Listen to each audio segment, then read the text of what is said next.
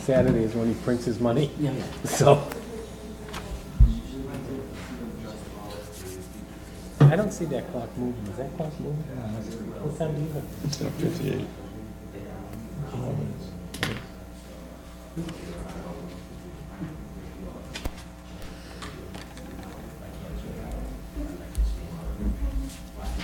You know, we're skipping this. So honestly, should be going Thank you. 8th to the 21st. You didn't know? John, I don't. Huh? Yeah, I guess so. we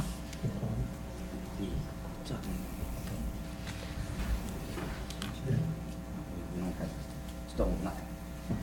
So- Yep. We're running out of time. He's running out of time. Want me to start it, or? We don't do vote on it. Okay, we're all set. I guess they must be all set, and I'm just filling in for Mr. Hadley tonight. He has a sore throat, he can't talk very good, so. First item on the agenda is roll call. All members are present with the exception of Ms. Bonson. Next item on the agenda is public comment. Anybody have public comment?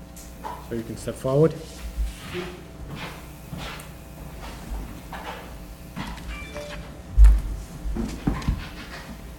Good evening, my name is John Schlichty, I reside at 58 Central Street.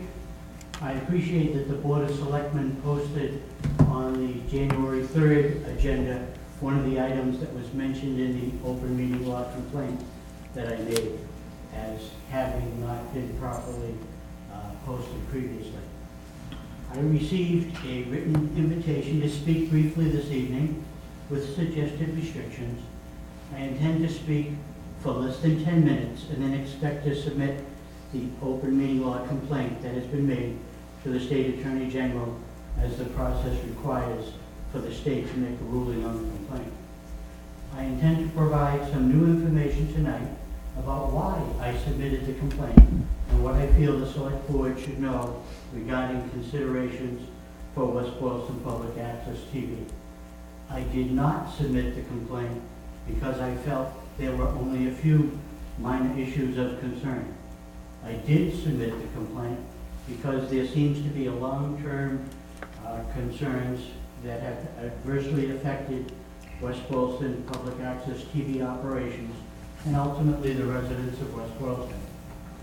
While circumstances change over time and some more recent progress in terms of new programming has been seen, the board should know more about the concerns, what may not be getting done, and perhaps consider why.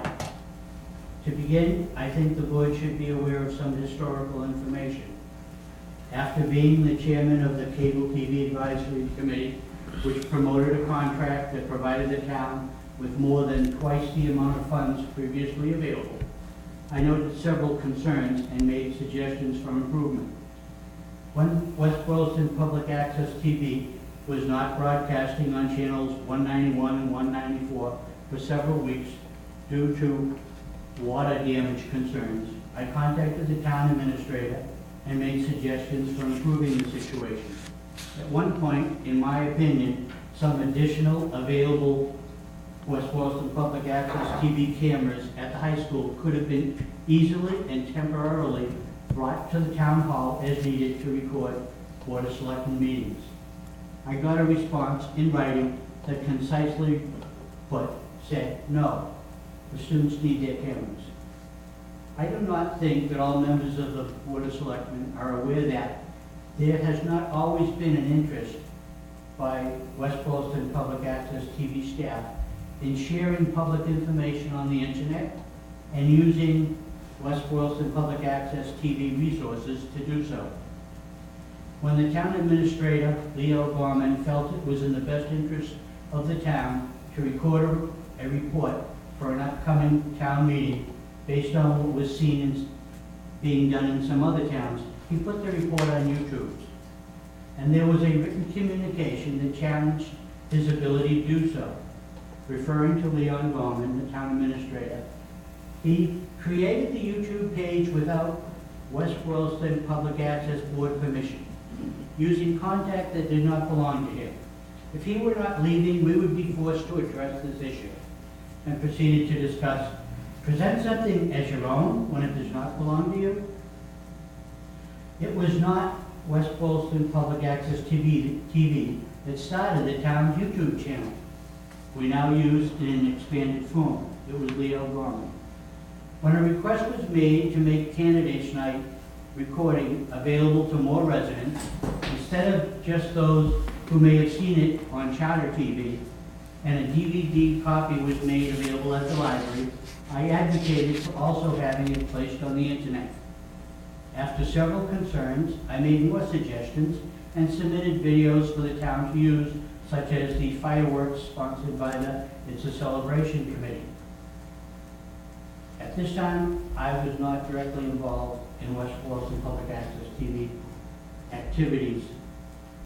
Before I got involved directly, there were no publicly announced PEG board meetings on the town calendar. I sought information and found that very little was available.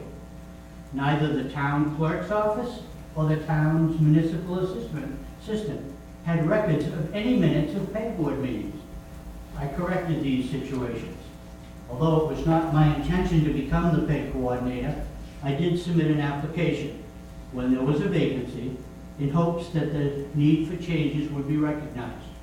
My ideas were well received, and I was offered and agreed to temporarily accept the position during the 2015-2016 fiscal year, during which substantial progress was made, as is documented in the 2015 to 2016 Town West Boylston Public Access TV report. After my decision not to continue beyond that time for personal family reasons, there was a period of concern about operations with the new PEG coordinator and what was being done. Public comment information indicates that questions may be asked. Mr. Rajesh Kumar, as you were a member of the PEG board during the July 2016 to June 2017 fiscal year, that being the period prior to reorganization efforts, did you recall being told that it was then a non-voting board? I'm sorry, this is public comment. It's not question and There's answers. no question and answer, just public comment. If you, Okay. yeah, if you submit It some, does say questions in what you put in your agenda. It does say that, but if you want me to deny me the opportunity to ask questions, I'll simply say that as a comment, we were told it was a non-voting board. During the entire fiscal year, did the PEG board vote on any new expenditures? From my own perspective, no. Was there a request for a listing of equipment and material expenditures that was made in April? From my perspective, yes. Did we get a listing of those materials? I don't know. If so, good. When I've asked about job descriptions, I've been told that I know the PEG board has been working on updating job descriptions. The evidence seems to indicate the contrary. In May, the Personnel Board expressed concerns about the job description situation. In August, the agenda of the new PEG Board indicated discussion of job descriptions. It was again on last night's PEG Board agenda. The duties for the access coordinator and production assistant have long been both inaccurate with word-for-word similar duties, and that has not been corrected. Later tonight, the board will be considering a raise in pay for the position of PEG equipment coordinator. Now, consideration in stipend form. Has the personnel board ever approved this position? I have the answer, which is no. I have heard a lot of talk about people not responding to the PEG coordinator or the chairman of the PEG board. I am concerned that the reverse may also be a concern. There are provisions to contact the PEG board via the town website, but submissions are not going directly to PEG board members. When this was brought to the attention of the PEG board, I made suggestions to get this corrected. I heard that it would be discussed at a subsequent PEG board meeting Was it corrected? I don't know, I doubt it. I provide in supporting information within my complaint that there seemed to be a discrepancy regarding the draft of the balance of funds in the draft of the 11/14/17 pegboard meeting. The final approved minutes showed the same information. Account balance is $43,326.52. The open meeting law indicates that minutes should be understandable. I realize it may be a challenge to keep track of funds and report them in an understandable format. I, among several other people, have asked for interpretations. I think there should be an improvement in reporting information in minutes, particularly where the pegboard was seen voting last night for the expenditure of an additional $26,000. Account balance is $43,000. Additional expenditures, $26,000. Fortunately, other information seems to indicate there is at least $76,000 available for expenditures this fiscal year, including an additional $30,000 approved in special article. And the amount of the minutes may just be referencing funds in the areas of personnel and initial budgeted expenses. Now perhaps the board knows a bit more than was known previously. I indicated previously I expect to proceed to submit the open meeting law complaint that has been made to the Attorney General as the process required for the State Attorney General's office to make a ruling on the complaint. What I have talked about this evening is some of the information that I feel the board should be aware of. I like to be positive. My complaint may make little difference, but I hope it will make some positive difference. That is why I submitted the complaint. I wish you the best in making decisions in the best interest of the town, and thank you for this opportunity to speak. Okay, thank you. Okay, next item on the agenda is approval of minutes, January 3rd, 2018, regular session. Motion approved. Second. I have a motion and a second. Any other discussion? Hearing none, all in favor? Aye. Opposed? Okay, next item is January 3rd, 2018, executive session. So moved. Second. I have a motion and a second. Any other discussion? Hearing none, all in favor? Aye. Opposed? Next item is Mr. Crowley. I make a motion to approve the warrants for the period covering January 4th, 2018 to January 17th, 2018, including the payables warrant for the town FY18, 28, and 29, payroll warrant FY18 number 14, school warrant FY18 number 11, and municipal light plant warrant FY18 number 16. Second. I have a motion and a second. Any other discussion? Hearing none, all in favor? Aye. Opposed? Commitment to excellent award presentation by town administrator. Yes, thank you. Every year, as you know, the town administrator gives an award to a municipal employee or a volunteer from one of the boards or committees who demonstrates excellence in his or her position. And the criteria used annually to choose this person is that the nominee would have increased productivity, performed appropriately beyond job responsibilities, provided cooperative and positive working relationships, demonstrated a pattern of high-quality work, has offered a creative or innovative idea to improve town operations, efficiency, or save cost to the town, and provided courteous service to the public and other departments. This year, we received nominations for 3 individuals, and of those 3 individuals, I had made the decision to award the recognition this year to Ms. Anna Shaw, who is the director at the Beaman Memorial Library. And before I bring Anna up to give her the award, I would just like to give a little bit of information from the individual who nominated Anna for this recognition this year. This was given by Doug Horka, who was our Veterans Services Officer. He stated, "I nominate Anna Shaw of the Beaman Memorial Public Library to be considered for this Excellence Award. Ms. Shaw is a consummate professional and represents both the library and the town of West Boylston with cheer, enthusiasm, and an obvious commitment to be of service. She has the respect of her peers, both at the library and within the town offices. She has pride in both the physical presentation of the library as well as for the many types of offerings for all ages and interest for quote-unquote her library. Under her direction, she actively collaborates with her teammates to prepare and publish the monthly newsletter, as well as maintains an up-to-date website that informs the community of the many, many events and activities available, in addition to the shelves of reading and viewing materials.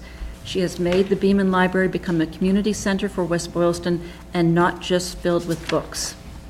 He goes on to say, it is in my view that she meets and exceeds the criteria described at the beginning of the nomination form, and he asked that Anna Shaw be given strong consideration. He believes that she is not only worthy, but this recognition as such would be well-deserved. And I had to agree with him, and as such, I would like to bring Anna up and provide her with this Commitment to Excellence Award.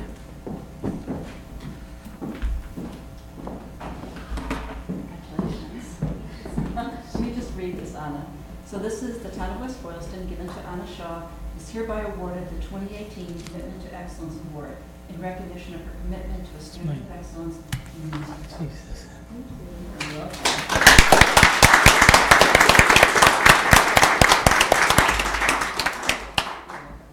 I have to give a speech. Oh, sure. Thank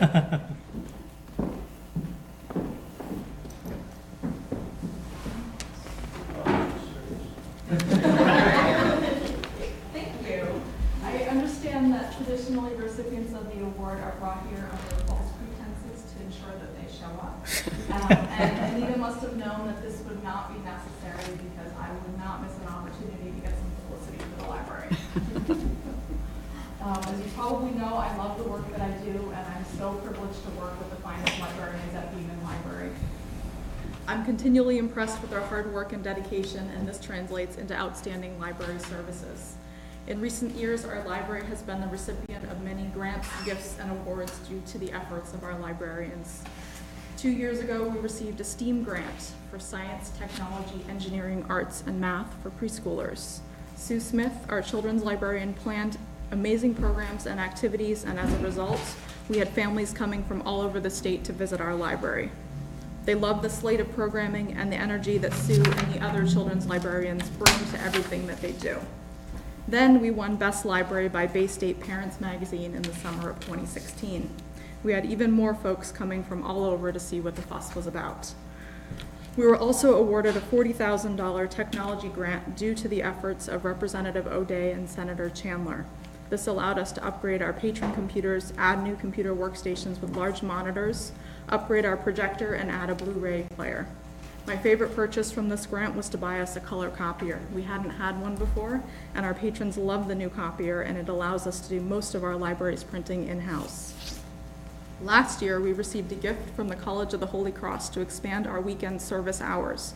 This gives us even more opportunities to provide outstanding library services in our community, and the gifts keep coming.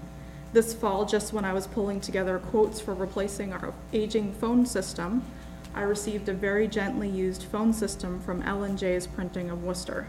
This saved the town $10,000 because we only had to pay for the installation costs.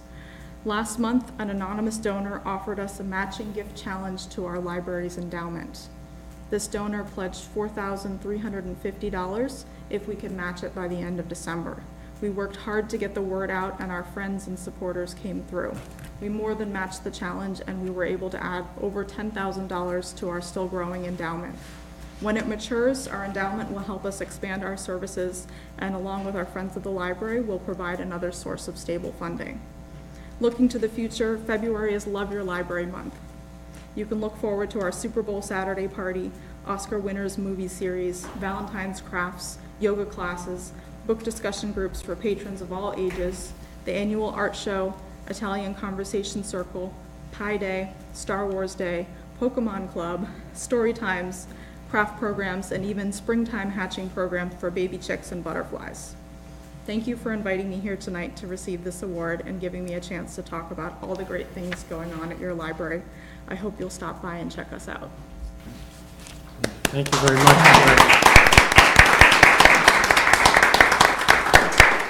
Congratulations. Thank you very much. Thank you very much. I'd also just like to give recognition. We did have 3 people nominated this year, and the 2 other individuals We have Christine Mazika from the Police Department and Elaine Novia, our Town Clerk.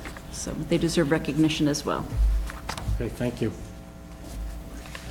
Next item on the agenda, I'll have the Chief of Police come up to introduce the new police officer.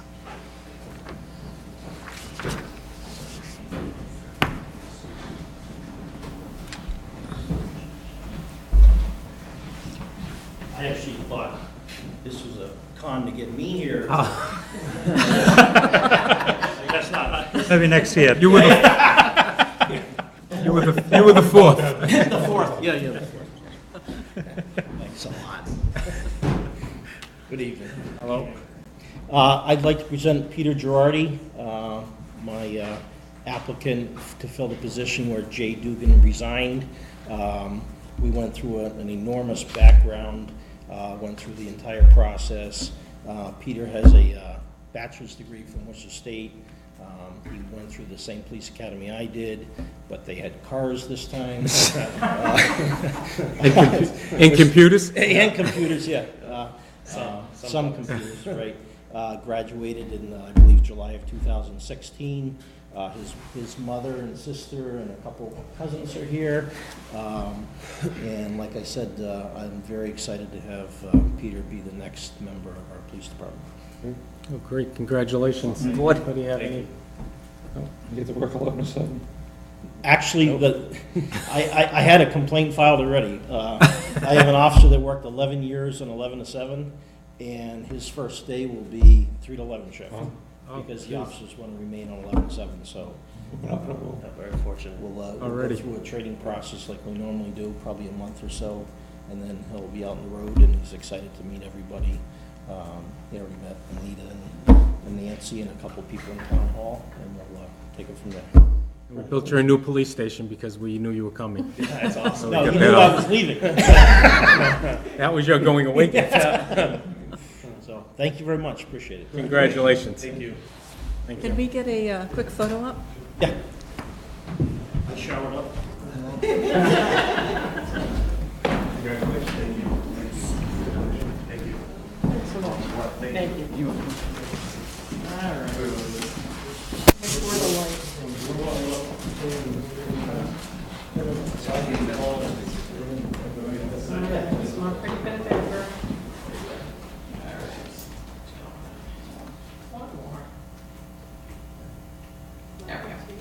Great. Peter, congratulations. See you soon.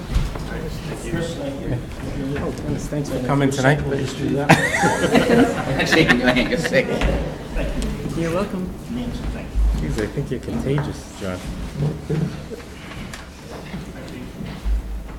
Thank you, Mom, for coming by. Thanks.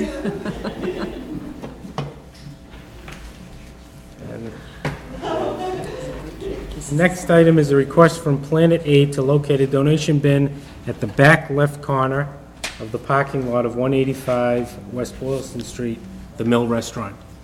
And my understanding is that they can't be here tonight? Right.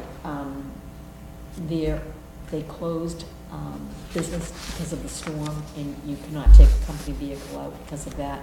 Business is closed, so, for the day because of the storm, but, and if you have any questions, I sent you an email. They are in compliance with everything. They have 3 other bins in town. Never had an issue. Mark at the mill signed off to approve them putting the bin there.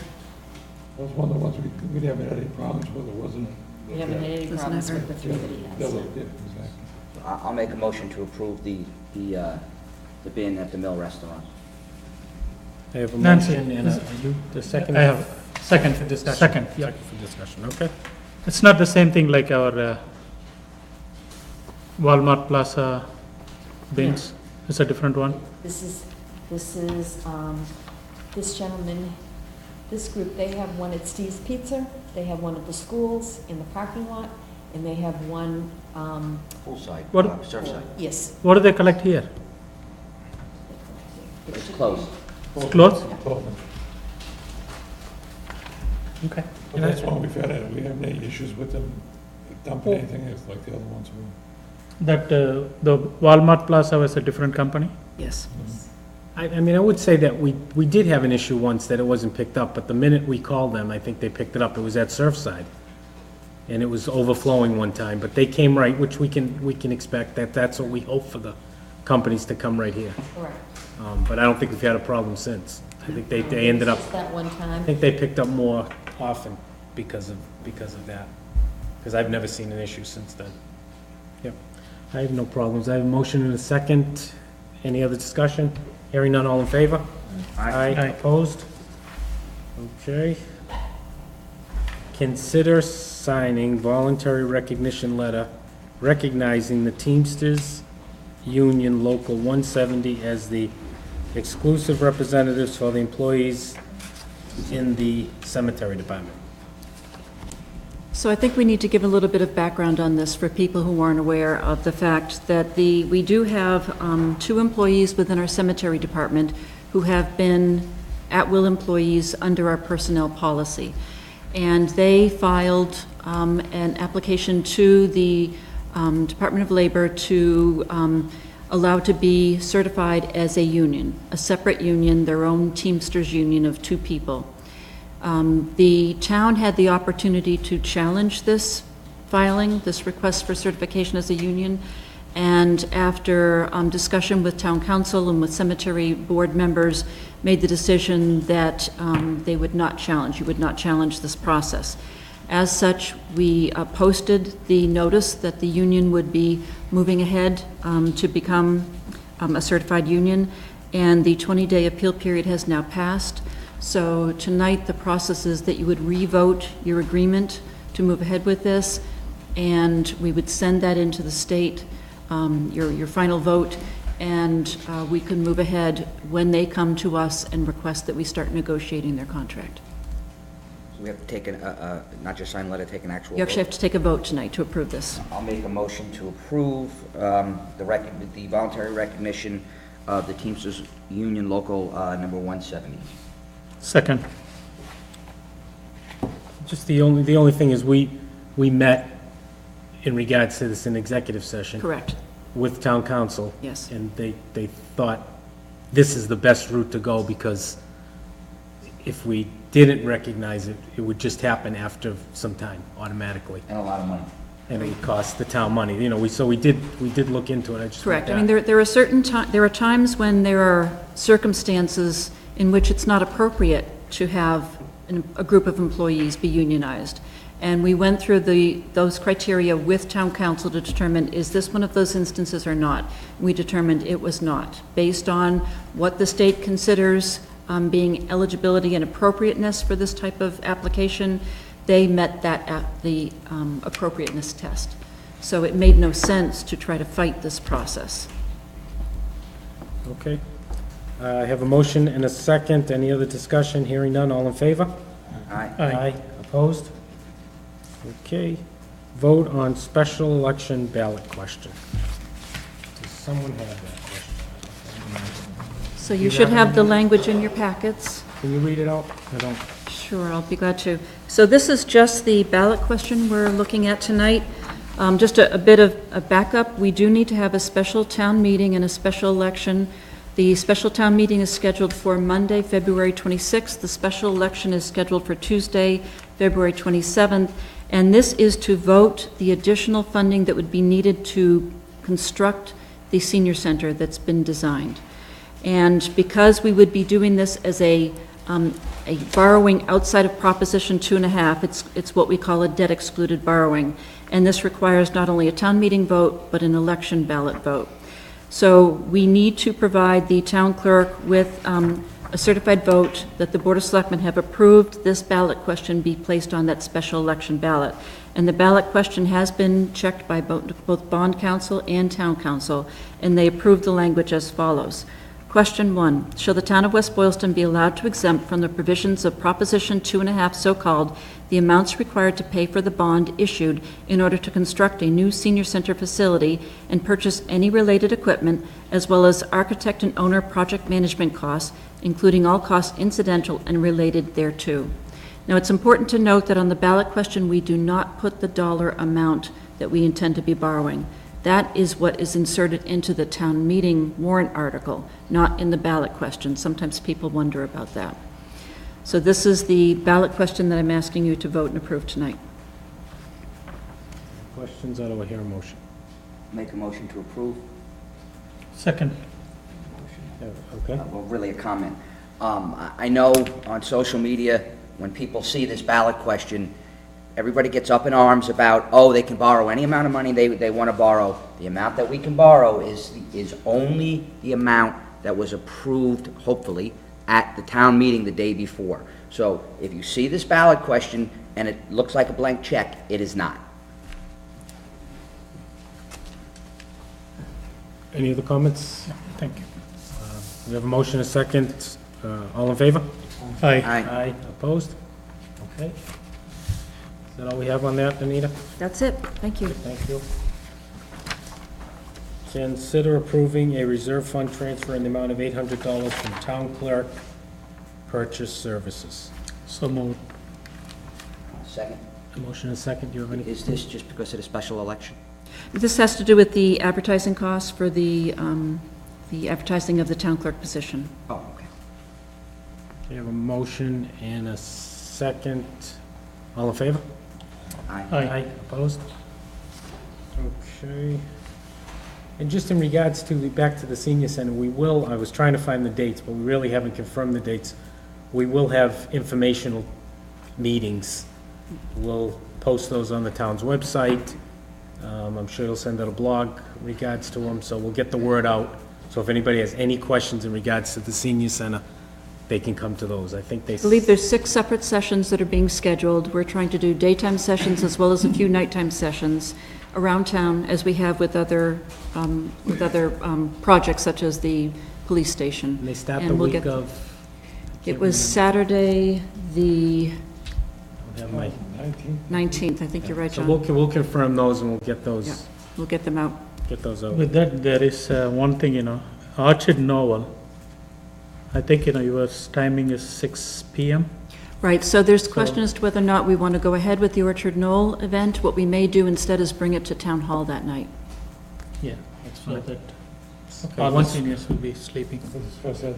Yeah, once we get the times, will we have a meeting before? 24th, the first meeting. And will we have a, You have a selectmen's meeting that night, but We'll there do can it be then, other but you'll members get of it out. FISP that can handle that meeting. but you'll get it out We'll get all the dates out. as soon as we confirm. Okay, discuss business and alcohol beverage license renewal process. So I guess this is something I've asked the few Yes. times we put on. In regards to asking, when we get to that point, there's 3 things that we're looking for. The planning board, is it the planning board, open, what are they called? What are they called? Planning board also. Site plan review? Site Site plan plan, review. issues that they have with the building inspector, any properties that have that, and I'm asking for information from the water and sewer, water and, light company. Light company already gave us a list, and they were very thankful that we asked them for it, but we haven't got it in the past. I don't have with me tonight, but we've had minutes from last year that I had, but I did, and all the board members that, not this last December, but the December before said, I agree, this is an issue we need to bring forward. These need to be fixed by the next time these licenses come forward. I'll have those minutes if we speak about this again, but, so I just think now's the time to do it. That gives them plenty of time, it gives them almost a whole year to fix these issues. So that was why, I've asked for this to be I put have on. no issue with the municipal light plant and the water and sewer being added. I do have an issue with, we issue people licenses, the building inspector issued people licenses and said everything was good to go. And now, after the building inspector, which needs planning board sign-off, issued this license, whether it be last year, 10 years ago, 5 years ago, now all of a sudden, we're going back and we're saying, oh yeah, we issued you that license, but we shouldn't have. So we need to fix the problem, but I personally am not comfortable withdrawing a license for someone that a board previously signed off on and there was no new construction, nothing changed. Anita and I, and members of the boards have been meeting about this problem. We think we've come up with a good solution for it. Would you like me to explain it to save your voice? I want to hear John explain it. So the chairman of the permitting boards have been meeting informally for the past 2 months, trying to look at this specific issue as well as a few others in ways to improve communication and collaboration between the permitting boards. But this issue specifically of having businesses who the planning board says are still in non-compliance due to site plan review issues. So we reached out to town council. Town council made the suggestion that if there's any business that has an issue that the planning board says is unresolved, that's 6 years or older, basically that slate should be wiped clean. At that point, the statute of limitations has passed, that business should be considered in compliance and good to go as is. She further stated that if there's anything really that's over 3 years, that the town really would want to, unless there are life safety issues, something really egregious that's wrong with the way that the business is set on the property, whether it's, safe egress for vehicles or what other, if it's an egregious issue, then she said that the town could still consider that and require that they make the necessary modifications and come in full compliance. But she said other than that, the boards really should just be looking at anything that's 2 to 3 years old or younger. And so this was the main discussion at this last ad hoc group meeting. And Bentley Herget, the building commissioner, is putting together a list of which businesses are in that category of 3 years or younger, and will be bringing it back to the permitting board chairs at their next session in March, with the expectation that what we would do is prioritize those sites, those businesses, in terms of which ones are the most problematic, and send out necessary enforcement letters. Again, they've already received them, but we can send them out again. And if there's no action taken by business owners, then we can bring them in. Planning board and perhaps another member of the permitting, some other permitting board, can meet with them and to determine what exactly does need to be done to allow that business to be determined to be in compliance, so that we can resolve these issues and move forward cleanly and appropriately with new businesses that come forward. So it appears that we have a process set that will help us resolve this well in time before the next licensing process that you as a board need to address. Have we fixed the problem where the as-built and the site plan reviews and all of those things that we were issuing, the building inspector was saying, yeah, good to go? Has that stopped now? They have to have all of these items in before they get their occupancy permit from the building inspector? There were several instances that fit within this 3-year window where there was a different determination made by the zoning enforcement officer, Bentley Herget, our building commissioner.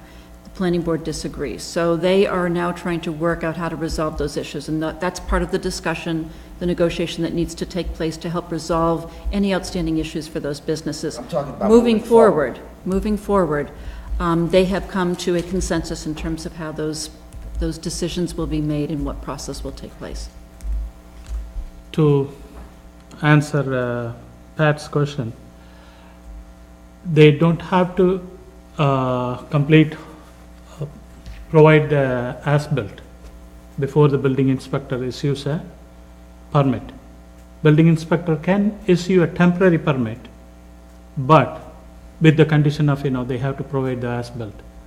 Often, there is no incentive for the businesses to come. Once they have the business, they don't care. So they keep on, pushing.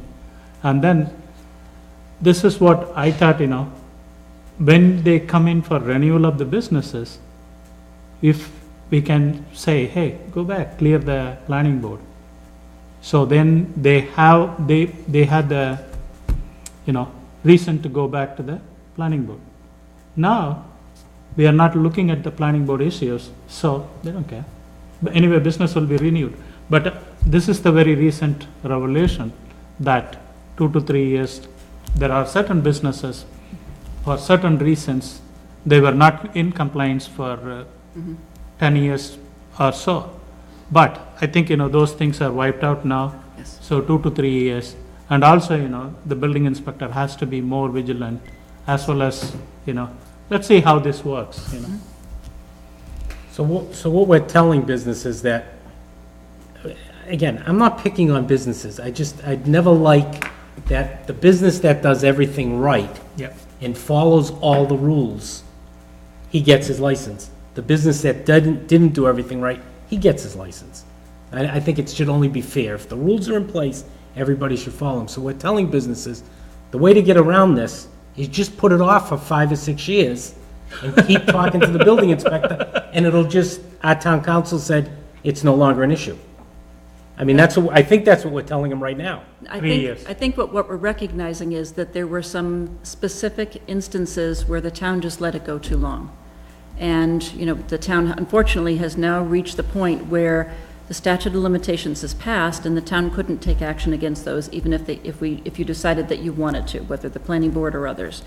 So, you could potentially authorize spending legal funds to do an enforcement action on one of those businesses that is in that 8-year or 10-year category. But what town council is telling you is that that would be an extremely hard fight. You likely would not win it. And it's better to focus your efforts on those instances where it's a more recent case or it's something that's truly egregious. So what if one of these that are 6 years are a huge problem? We're just gonna say, we waited too long, folks. Even though it's dangerous and you might get hurt at this property, we can't do anything about it. But that's all. So is that applied to zoning violations too, or just the planning board requirements? This is specifically dealing with the site plan review compliances. We are not talking about other issues. Because the building inspector already signs off on all licenses. Correct. So if there's zoning issues, he will. We'll address those. Go ahead, John. So from next year onwards, so if they are not compliant in a year, so we are not issuing the business licenses? Is that That's a the way it is decision going for to? the board to make. What we're talking about right now is trying to reach a resolution for those current situations where it's been identified that they are not in full compliance with the planning board. What the board then does with that is a different story. That's up to all of you to decide. But what we're trying to do is to avoid that situation by helping those businesses come into compliance, by negotiating a degree of compliance with the planning board. If they come and talk to us, Correct. if they come and talk, if not, when the time goes on for 3 years, they're off the hook. There's confusion about something called a certificate of completion. And now, like for the police station that we built, the planning board has to come inspect it, and then they will sign off, and then they will issue a certificate of completion. So then that's all done with everything. And that's how we're gonna approach every business. Does that include the Site plan. site plan Yeah, review because and the as-built? You couldn't get the certificate of completion without that. Okay, so, For the site plan, they come in with the site, That mic, that one, change that mic with that one, because it's not on. The third one's on. That one there's not on, the one you just touched. Yeah, this that's one's fine, good. yeah, that one's on, that one's not lit up. Nobody wants to hear me anyway. Yeah. site plan review, they come in with the site plan review. So once the planning board approves the site plan, the developer then go back and he does the work. When during the work, during the process, he does makes certain changes. So he is not 100% strict to the whatever Okay, approved. So those changes has to be put in this plan, and then it should be certified by the engineer, and then that's called as-built. So that's the one, people normally, as soon as they done with the buildings, the building inspector gives us the permit, so they never ever go. the as-built. They don't go back to the as-built, because it does cost them money. It has to be signed by a PE certified engineer to add on all the changes. So Say suppose, in the police station, so they put the trash place. So the site plan approved for fencing or something.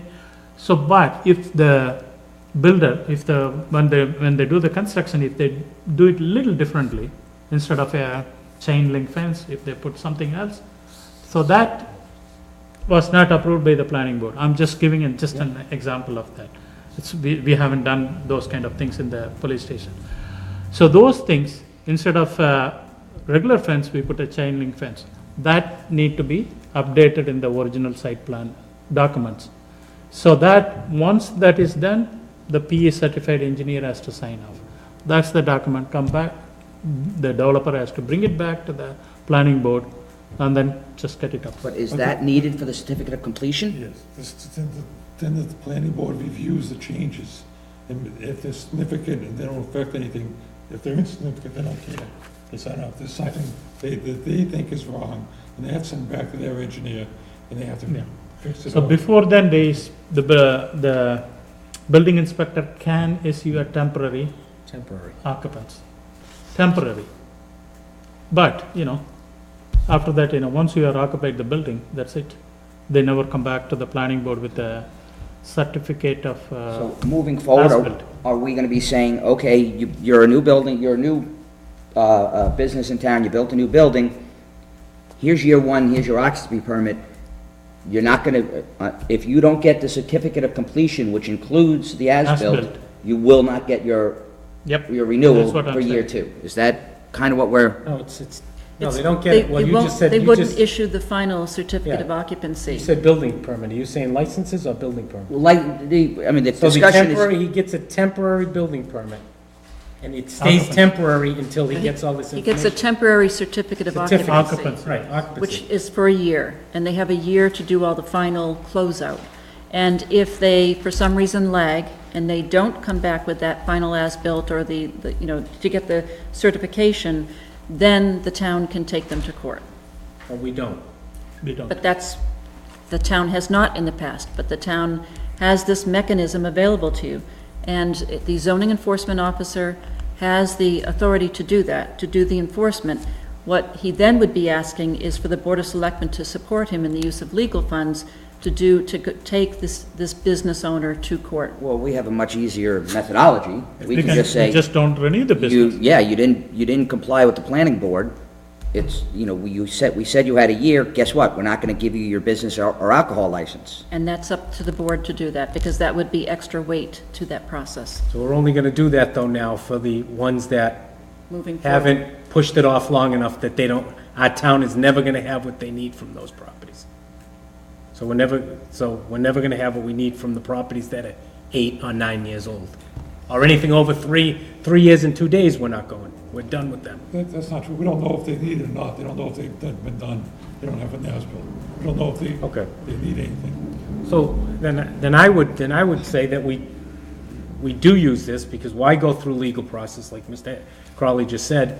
We just don't issue the license and let them know now that that's the plan of the board, that we're gonna look at everything we're gonna look at next year, including water, including, the electric, Light department. and including this, to get your license renewed. And then I don't think we're gonna have to get town council involved at all. And you'll put soil on there too. Sewer's already on there. Sewer's one of ours that we already look at. Sewer, taxes, those are already on there. The only 3 that we're talking about now are, the Water. light department, the water department, and, these issues with the building inspector and the planning board. So do we need to have a formal process review, or can we vote on including those now? I think we should put something in writing and bring it back to you for your next meeting. That's fine, if that's what the board wants to do. Yep, that's fine. I mean, I'd vote for it tonight, but if you say, I think I'd feel more comfortable if you had it in writing and you all So we saw and know. agreed to the language. okay, good. This update, which is more bills. Keola and Bennett Senior Center, invoice 5670, $189,160. So moved. Second, I have a motion and a second. Any other discussion? Hearing none, all in favor? Aye. Opposed? Keola and Billick, what is it? Beanick. Bennett Senior Center, invoice 5679, $136,147.38. So moved. Second. I have a motion and a second. Any other discussion? Hearing none, all in favor? Aye. Aye. Opposed? Keola Kimbillik Police Station invoice 5653 for $3,000. So moved. Second. You have a motion and a second. Any other discussion? Hearing none. All in favor? Aye. Opposed? Okay, now Cardinal for the Senior Center, invoice number 6 for $18,766. So moved. Second. A motion and a second. Any other discussion? Hearing none. All in favor? Aye. Opposed? Carousel for the police station, invoice 12051713337C for $9,797.54. So moved. Second. I have a motion and a second. All in favor? Aye. Aye. Opposed? The next is Amazon invoice for $49.99. So moved. Second. I have a motion and a second. Any discussion on that, Bill? Talk an hour on that one. All in favor? Aye. Opposed? Okay, WB Mason for the police department, invoice 150945924 for $249.99. Invoice 150882059 for $1,049.97. Invoice number 150424224 for $1,609.98. Do I hear a motion? So moved. Second. Motion and a Just second. real quick, I know you said it in the past. We're zipping through these. All of these invoices are looked at in detail by the FISP committee, which we're all a member of. They've been approved by our owner's project manager and approved by the FISP committee, but we just need to revote them again because we're the spending authority. So it's not like we're just blowing these off. They've already been discussed at the FISP meetings, which are all available on YouTube. And if you watch the FISC, we do talk about every one of the bills. I think we even talked about the $49.99 for a few minutes. So, okay, for WB Mason, I have a motion and a second. All in favor? Aye. Aye, opposed? Okay, general update on senior center.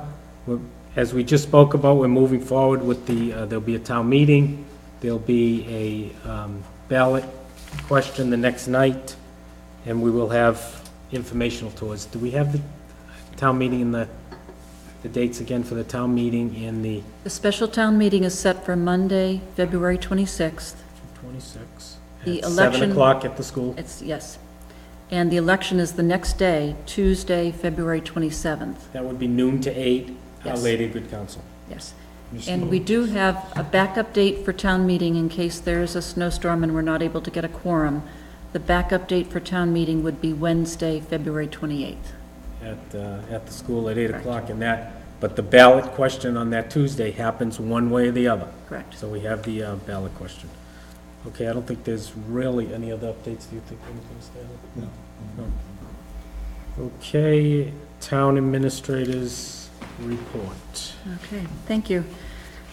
I wanted to bring to the board's attention, we do have a new development on the status of the chemical leachate at the landfill. As you know, we did receive town meeting funding to install additional test wells around the property on and adjacent to the landfill. Those have been put in, and we've just completed our first round of testing on those new monitoring wells. Unfortunately, the levels of the 1,4-dioxane that were found in those monitoring wells do exceed allowed concentrations. That was not good news. We also took a water sample at the town's well, and thankfully that was clean. There was no contamination there. So based on what is estimated to be the groundwater flow direction, the groundwater is flowing down toward the reservoir. It is not flowing toward the well. However, we want to make sure that that is confirmed. So what we're likely going to be doing is getting permission from DEP to move ahead and complete a hydrogeologic study to confirm the underground water flow direction. So we will be, I will be meeting with our engineer and Mike Coveney from the Water Department next week just to talk about next steps. But it was excellent news that, obviously, that the town water supply is not in jeopardy, but we do have to give serious consideration to determining, exactly where is that groundwater flow heading toward the reservoir. We're hoping that DEP will allow us time to get this hydrogeologic study done. Will give us time to do additional testings within not only these new wells, but all of the wells. And then, once we have what the engineer feels is adequate data, we would then go back to DEP and try to put together some sort of a plan. We don't know at this point whether we'll be required to do any cleanup effort on this or not. It's too premature still at this time. But I did promise the board that I would be keeping you and our residents up to date on what's happening, and that is the latest. So I will be coming back to you after we have a discussion with DEP. Can I ask you, how many wells are the newer one? How many new wells? There are 4 new wells. How long ago they put the new wells? They were just put in this fall. Okay, do you think it may be when the time goes on, it may be less level, or? It's that hard, works? it's so hard to tell, Raj. The engineer doesn't, really has no information to judge what might be happening there. So nothing is going to the reservoir, right? It appears to be heading toward the reservoir, unfortunately, but we don't know what concentrations yet. We don't know how quickly it's flowing, and we don't know the exact direction of the flow, and that's why we need to get this study completed. We do have money already available to us in existing appropriations to get that study done, so we don't need to go back to town meeting to do that. It's within monies we already have allocated. So we'll get that done as quickly as we can once we get the green light from DEP. So we're over the allowable limit by, 1%, 300%? Do we know how much? I have not seen the test results themselves. I'll be seeing those when I meet with the engineer next week. But what I do know is that just recently, I believe it was a year and a half ago, DEP changed the allowable limits, reduced it quite a bit. So now it's so much harder to meet the criteria for, being under the level. And that's part of the problem that we, apparently we had been above that level before, was not an issue until they changed the allowed limits. So if you could, for the next meeting, just, did our levels rise in conjunction with this change, or was it simply because of the change? If you could just get that information. Be glad to. In terms of budget startup, I've received most of the FY19 budgets from the departments. There's a few that I'm still waiting for final numbers.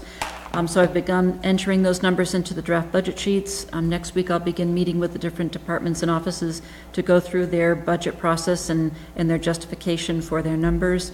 At this point, our preliminary FY19 revenue estimates are being prepared under the assumption that local aid will be level funded from the state. And we're looking at approximately $225,000 in new growth tax revenues. So I'll be bringing forward a full review of not only the revenue estimates, but the budget, the budget highlights, so to speak, at our next meeting on February 7th. As part of the budget, I just wanted to bring you up to date in terms of where we stand on this proposal to bring forward a facility managers program. I've been working with the school superintendent and business manager. We've put together an agreed-to job description, and the facility manager would be a shared position between the town and the schools, so that it would be covering all of the town buildings plus all the school buildings. We anticipate it would be a full-time position that would be reporting to both me and to the school business manager, and the time would be split between the town and the school. And we do know, though, that there would be seasonal fluctuations. The town, would have certain needs at certain times of the year. The school would have certain needs at their times of year. Typically, the school work is done during periods of school breaks, summertime, spring break, etc. So we, expect that there'll be some fluctuation, but the estimation is that it would be basically a 50-50 split share of that person's time. The estimated starting salary, based on the research we've done, will be $84,000. And in addition to the salary, we've added in 5 hours per week of clerical assistance for the town side work. The schools have stated that they have existing clerical staff that can provide the necessary support to the facilities manager for the school side work. We're also putting in money into the FY19 budget for a vehicle.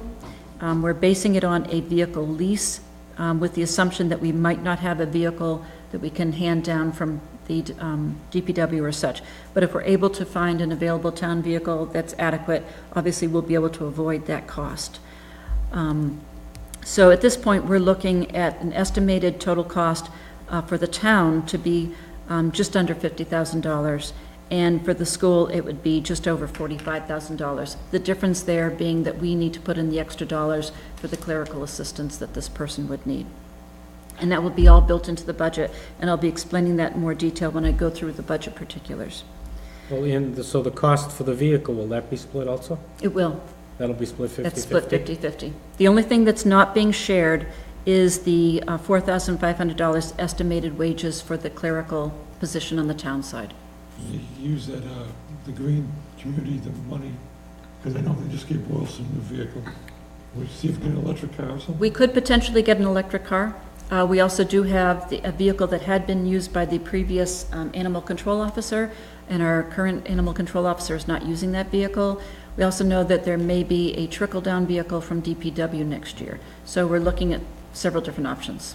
Well, I just have a question in regards to the vehicle. Is he getting a vehicle because he's a department? I mean, it's not like a big town where we're gonna be having him drive from building to building. He could walk probably to most of the buildings in town. So are we giving him a vehicle because that's the only way we can fill this position?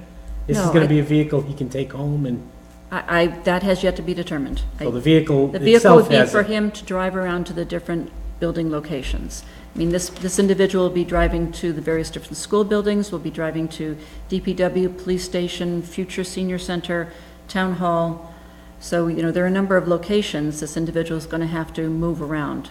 So is the vehicle still up in the air, or are you definitely gonna give him a vehicle? No, I feel we need to give this individual a vehicle. And we built that into the budget.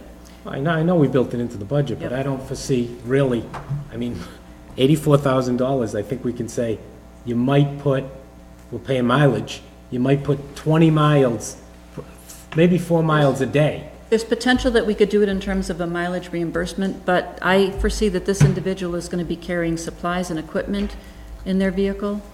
And so I think that the easiest way to do that would be to have a vehicle that he can carry the necessary equipment, supplies, et cetera. He's going to be having chemicals, he's going to be having paint, he's going to be having pumps. He'll be having a lot of different things that we're going to be asking him to transport between different buildings. Okay? I just think when we get to these things, money doesn't seem like it's an issue, and we're just What I'm spending trying it. to do is to establish a budget that has the highest, conservatively highest cost possible, and if we can work our way to get down below that, then we're in much better shape. But I have to look at all potential costs when I'm developing a new program, and so vehicle is part of that expense that we're anticipating. Right, but I'm saying, if we use an old vehicle that we have in town, and that's part of his contract, and he gets it, and it breaks down in 6 months, we need to get a new vehicle for him. So, I mean, so once we put it in, I think it's in there forever, whatever, if that's, Also, how do you come up with the salary? Can you? We did research of all the existing positions that are out there. We reached out to other towns that have a shared school, town, facilities manager and asked them what their salary income was. And so we're taking the midline. These salaries can range for as much as $120,000 down to as low as $50,000.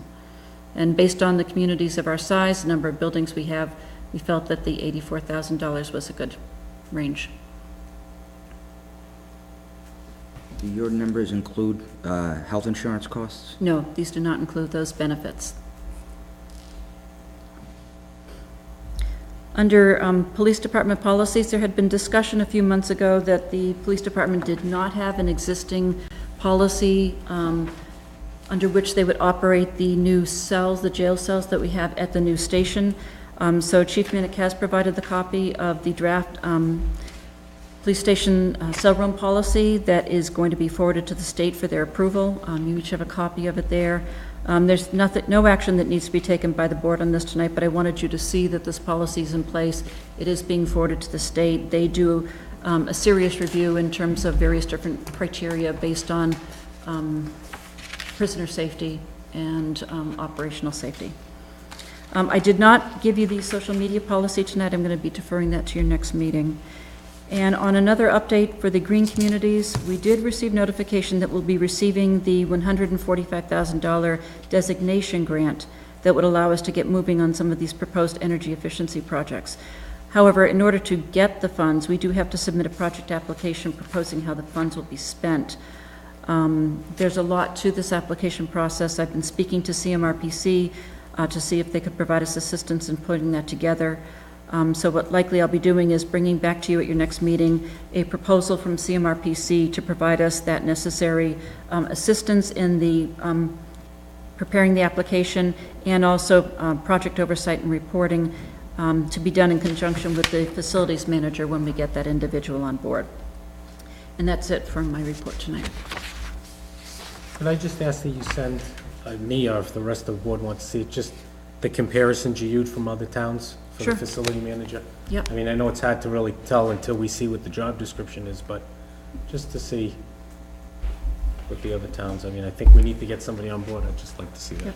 Be I glad to. assume that it'll be, you're not gonna say, hey, we're paying 84, it'll be a range of It would X. be a range. And actually, it would be part of the compensation study as well. No, but it does. But I need to build a budget on something, and that's what I'm basing it on at this point. You're saying the worst-case scenario is what I think you said. No, you said, in the thing, you said the starting salary will be 84,000. Right, but this is part of the compensation study. So I'm putting together a budget. I need to have some number to place in there for the salary, for the wages, for any expenses that are part of this program. The number I'm inserting into the FY19 budget at this point is assuming a starting salary of $84,000. That may not be the final number. Okay, so that's, it says the expected salary is 84, but so that's still, you're still looking at that. That will be, it may be that the compensation study says it should go a little higher. I don't know yet. But I'm thinking I'm pretty confident about the $84,000 based on those numbers I've seen from the other towns. Okay. Next item is concurrence on the appointment of Jean Bixler to the PEG Board effective January 19, 2018, for a term to expire June 30th, 2018. Do I hear a So- motion? Second. I have a motion and a second. Any other discussion? Hearing none, all in favor? Aye. Aye. Opposed?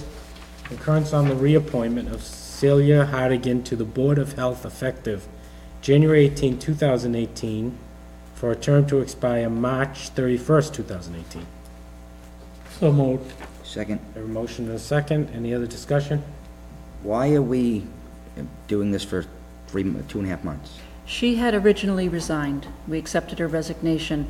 However, the Board of Health is having trouble reaching a quorum at their meetings, so she agreed to come back on just for a temporary basis until they can get someone else to fill the seat. I have a motion and a second. All in favor? Aye. Aye. Opposed?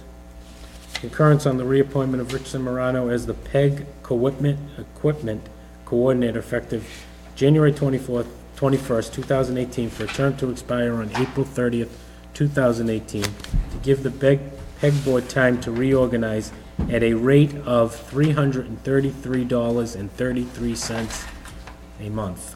So moved. Second. I have a motion and a second. Now, in regards to what was brought up tonight, that's an increase in his salary, No, that's just the prorated amount of what he's currently getting. so it's the same amount he's It's the getting. same How many hours is he, He, I believe, is or is he not hours, is he just a stipend? He is just a stipend. I'm not sure if that position had stated hours the way the others have. There is, The PEG coordinator doesn't have stated hours either, it's just No, a stipend position. Just a I'm stipend. looking at all of it. I think, if I remember correctly, I think he gets a flat rate of $3,500 I per believe year. it's- no, I think it was $4,000 a year, You told me it was 4,000. 4,000 a year. 4,000, I think 4,000 is for the access coordinator. No, for PEG, the I'm sorry, PEG coordinator. PEG There is a coordinator. little different, maybe, you can look on that. PEG coordinator was 6,000 a year, if I remember correctly. No, 4,000. How much does 4,000 come out to that? It's 333 is 4,000 a year. Okay. And I did check with Brittany Blaney, the PEG coordinator, to see if she had any issue with this temporary reappointment, and she said that was fine. And she will be putting discussion about his appointment on the next PEG Board agenda. One of the things that Mr. Schlichty brought up was that this position, it doesn't fall under there's no personnel bylaw for this position. Correct. That's not an issue, correct? We don't, it doesn't... It never has been. It's currently not in the personnel policy. You know, this is a stipended minor position. Can I ask you one thing, I have no issue in giving the same amount, whatever the earlier one. I don't remember it correctly. If my memory says, it's $3,500 per year, that's around $291. This one's, can you double check and give, I have no issue on giving the same amount for this month. What I would suggest then is just to have the vote Modify be that. that he's at the Modify. same rate of pay that he's currently receiving. Do you amend your motion? Yes. And do you amend the Second. Okay. I have a motion and a second. All in favor? Aye. Aye. Opposed? Okay. Next meetings and invitations on January 24th at 7 PM. The FISC will have a meeting right here at 7 o'clock. On January 22nd at 7 PM, the Townwide Planning Public Forum at Town Hall. Might be this room or downstairs, I don't know. It's the downstairs meeting room. Downstairs room. So anybody that wants to come and see what the Townwide Planning Committee's working on and have any questions, they can come to that meeting. And next is future agenda items. Anybody? So we will announce the information sessions next select board meeting, right? February, Yes. the Yeah. first week of February is meeting. The- First meeting in They'll February. probably be on the website even We'll before have them that. before that, but we're gonna announce the exact, once we get the dates and time. Yeah. And also you will be looking into the Archid Novel, different timings? Yeah, she's gonna set that all up. Right, so as you recall, FISP was trying to find at least 2 evening meeting sessions of these information sessions. One of them had originally been anticipated to be at Angel Brook. Angel Brook was not available at that time, so we switched Angel Brook to Orchard Knoll. We're now getting feedback from Orchard Knoll residents that 6 o'clock would be too late. So what we may do is change that location from Orchard Knoll to Town Hall. So we'd still have that evening session to accommodate people who can only come after work hours And we'll have we'll have that information for the FISC meeting on the 24th. on the 24th. And if the board so decides, we can add another meeting at 3 o'clock, all right? If we feel that that's needed for that, right, Archid Knoll. Orchard Knoll. Yeah, we could, that's what the board can do, we can add another, we have a lot scheduled, so. So any other future agenda items? I'm all set. Do you have nothing? Nobody? The only thing I have is, if maybe for our next meeting, the first, we can talk about the tax bills in regards to exactly what happened, why they've gone up, what it's not connected to and what it is connected to. So if we can have some information on what the residents can do if they have issues with their bills, I'm Sure, absolutely. But in the meantime, there's excellent information about that on the town's website. sure there is, yeah. And the only other thing is, the PEG board will be bringing a person forward for the, I forget the position, access coordinator? Access coordinator. Access coordinator, we had interviews, I was gonna say, but I'm changing that to interview the other night, and the board agreed to appoint somebody, so we'll have that name and information for the next meeting. Anything else? If I hear nothing, I'll entertain a motion to adjourn. So move. Second. Have a motion, and a second, all in favor? Aye. Aye. Opposed? Okay, thank you very much.